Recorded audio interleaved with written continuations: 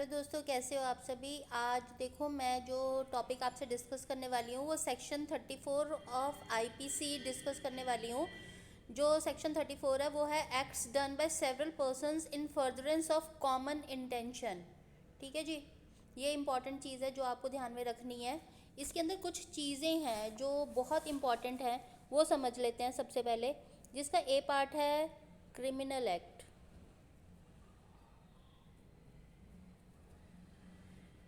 B है more than one person, common intention,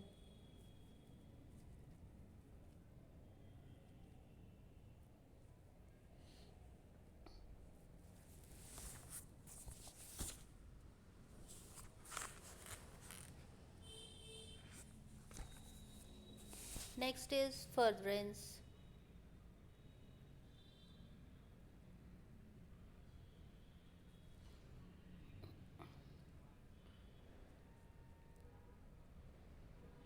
each person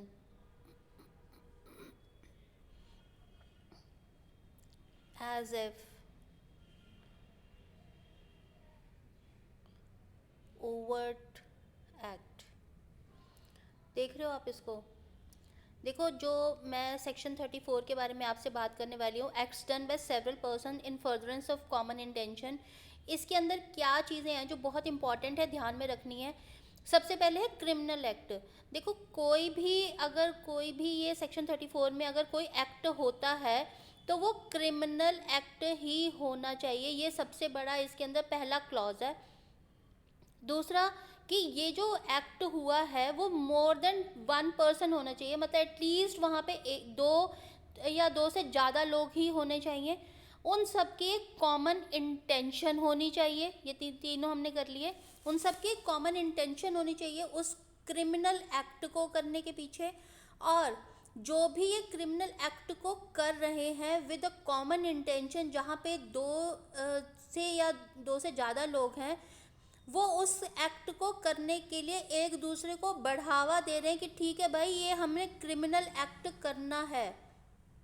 अब सबसे बड़ी इंपॉर्टेंट बात इसमें यह है कि अगर कोई भी पर्सन ऐसा काम करता है तो जितने भी लोग इसके अंदर इन्वॉल्व हैं, इसका मतलब ये नहीं है कि अगर एक आदमी ने क्राइम किया है, एक आदमी ने गोली चलाई है तो सिर्फ एक ही आदमी को यहाँ पे पनिशमेंट मिलने वाली है।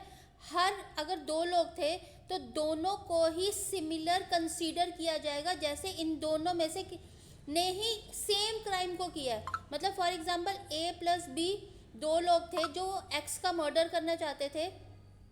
अगर उनकी कॉमन इंटेंशन थी तो जितनी सज़ा बी को शूट करने पर मिली थी एक्स को, उतनी ही सज़ा ए को भी मिलने वाली है एक्स को शूट करने पर, चाहे उसने वो किया चाहे नहीं किया। पर अगर इनकी क्रिमिनल इंटेंशन थी, दोनों वहाँ पे प्रेजेंट थे, बी ने उसको शूट कर दिया, क्रिमिनल कॉन्स्पिरेसी थी, तो ए और बी को दोनों को ही सिमिलर सज़ा मिलने वाली है। इसमें किसी भी तरह की कोई भी उसमें रिलैक्सेशन इनको नहीं मिलने वाली है। सबसे बड़ी बात इसमें यह है कि एज इफ का मतलब यहाँ पे ये था, एज इफ का मतलब यहाँ पे ये था कि जो मैंने अभी आपसे डिस्कस किया कि जैसे एक आदमी को सज़ा मिलने वाली है वैसे ही दूसरे आदमी को भी सज़ा मिलने वाली थी। और इसके अंदर जो पार्टिसिपेशन है वो ज़रूरी नहीं है कि डायरेक्ट पार्टिसिपेशन हो। देखो, जैसे मैंने आपसे भी डिस्कस किया कि अगर बी ने गोली मारी है एक्स को और ए वहीं पे खड़ा हुआ था, ए प्लस बी दोनों ही गए थे एक्स को मर्डर करने के लिए, बी ने तो गोली चला दी पर ए जो है वो वहीं खड़ा हुआ था। इसका मतलब दोनों की क्रिमिनल कॉन्स्पिरेसी थी। तो ए जितना बी लाइबल है, अगर उसको 20 साल की सज़ा फॉर एग्जाम्पल हुई है तो उतना ही ए भी लाइबल होगा उस काम को, उस सज़ा को पाने के लिए। उसको किसी भी तरह का कोई भी रिलैक्सेशन नहीं मिलने वाला है। अब मैं आपको ब्रीफ कर देती हूँ थोड़ा सा कि भारतीय दंड संहिता मतलब आईपीसी की सेक्शन 34 के मुताबिक जब दो या दो से ज़्यादा लोग किसी अपराध को सामान्य इरादे से करते हैं तो हर व्यक्ति उस अपराध के लिए इक्वली रिस्पॉन्सिबल होता है, बराबर की जिम्मेवारी होती है, जैसे कि उस अपराध को उसी व्यक्ति ने अकेले से किया हो। इस चीज को समझना होगा कि अगर दो लोग वहां गए थे, बी ने शूट किया है तो ए ने भी क्रिमिनल कॉन्स्पिरेसी कर रखी थी, ए भी वहीं था, तो ये भी माना जाएगा कि ए को भी उतनी ही सजा मिलेगी जितनी कि बी को मिली है। जैसे कि ए ने अकेले वो क्राइम किया हो, ए ने अकेले ही एक्स को मारा हो। इस धारा के अनुसार जब कई लोग सामान्य इरादे से कोई आपराधिक काम करते हैं, तो उनमें से हर व्यक्ति उस काम के लिए उतना ही जिम्मेवार होगा जितना कि अकेला आदमी जिसने उस काम को अंजाम दिया है। ये सबसे इम्पॉर्टेंट पॉइंट था सेक्शन 34 आईपीसी का, जो आपको सबसे ज़्यादा ध्यान रखना है कि यहाँ पे क्रिमिनल एक्ट होना चाहिए, जहाँ पे दो या दो से ज़्यादा लोग होने चाहिए, उन सबकी कॉमन इंटेंशन होनी चाहिए, क्रिमिनल इंटेंशन होनी चाहिए, और उस क्रिमिनल इंटेंशन के वजह से उन्होंने उस पर्टिकुलर काम को किया था। हर वहाँ पे each person will be equally responsible होना चाहिए।